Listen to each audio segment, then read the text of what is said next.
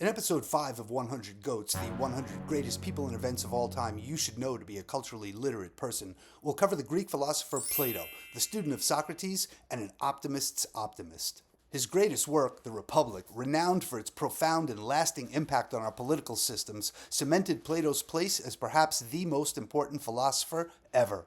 To begin to understand Plato, we need to know about two things: his theory of forms and the cave, his allegory about perception versus reality. In this allegorical tale, a group of people have lived their whole lives chained to a wall in a cave. They watch shadows projected on the wall from a fire behind them that they can't see. They believe these images are reality, and then one of them escapes, and that's when things get interesting. Because when he goes back to the cave, he's like, hey, if these shadows on the wall are a hoax, there's a whole world out there you're missing. Not only did the prisoners not believe him, they threatened to kill him. And it's amazing how prescient Plato was here, because we all know what happened to a number of historical figures who tried to enlighten others and in so doing create a more just and harmonious world. Which brings us to Oscar Wilde's very apt quote: "If you want to tell people the truth, make them laugh, otherwise they'll kill you." Clearly, the likes of Jesus, Gandhi, and Martin Luther King weren't in it for the laughs, but the point is well made. In any case, to fully grasp his meaning in the cave, we need a basic understanding of Plato's forms. The forms are abstract concepts or ideals that, according to Plato, are perfect representations of things from our physical world that exist in their own dimension, the realm of the forms. And so Plato contends the world in which we live is only a shadow, an image of true reality, just like the shadows in the cave are only a dim representation of the real world. And the only way out of the cave is the long, arduous process of philosophy. Maybe the forms and their conceptual value are best understood through the idea of numbers. Are they real?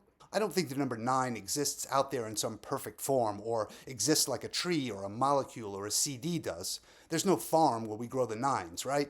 Numbers are surely useful, but they're utterly conceptual. They're man-made constructs, as are our most vaunted ideals and virtues like beauty, compassion, excellence, and innovation, and as are our most base, despicable, and malevolent traits. But Plato felt humans should try to embody the virtuous forms, to create ourselves and thus our societies in the fullest, fairest fashion possible, to build a utopia, heaven here on earth.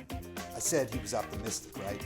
So the message of Plato's cave allegory, profound as it may be, is quite simple. Don't trust everything you see. There's more than meets the eye. Be the best you can be. Live in harmony. All those cliches basically come right out of Plato's playbook. Over 2,000 years later, American philosopher and social critic Ralph Waldo Emerson said, "Make the most of yourself, for that is all there is of you." The Greeks were very big on this virtue of excellence, and so has much of the rest of the world been ever since. And with very good reason. When you know better, you do better, which is Maya Angelou about 100 years after Emerson. These aphorisms, these morsels of morality and idealism and truth are worth recalling and pursuing. To what else should we aspire? Mediocrity? Excellence? Kindness? Ingenuity? None of Plato's forms is real or exists in the same way a pineapple or a cat or the moon does. But think of it this way: what Supreme Court Justice Potter Stewart said in 1962 about pornography. I won't try to define it, but I know it when I see it. And maybe this is how we can understand the value of Plato's forms in the real world. We might not always be able to put a definitive finger on good or evil or beauty or horror or guilt or innocence, but we sure know them when they're right in front of us.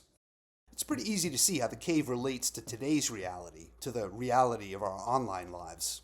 First off, the online realm has provided a new dimension to human social interaction that is clearly and by definition different than traditional human interaction. Then there's the additional distance from reality, that is, whatever media bubble or social media bubble in which one chooses to immerse oneself. So if Plato could see us now, where we're 2 or 3 caves further removed from reality, he'd be like, "How the hell did you get here? You obviously didn't listen to me." Well, surely some of us did, so the undying optimist in me feels like there's still hope. Philosophize, idealize, realize. That's Plato. There you go. See you on the next episode of 100 Goats.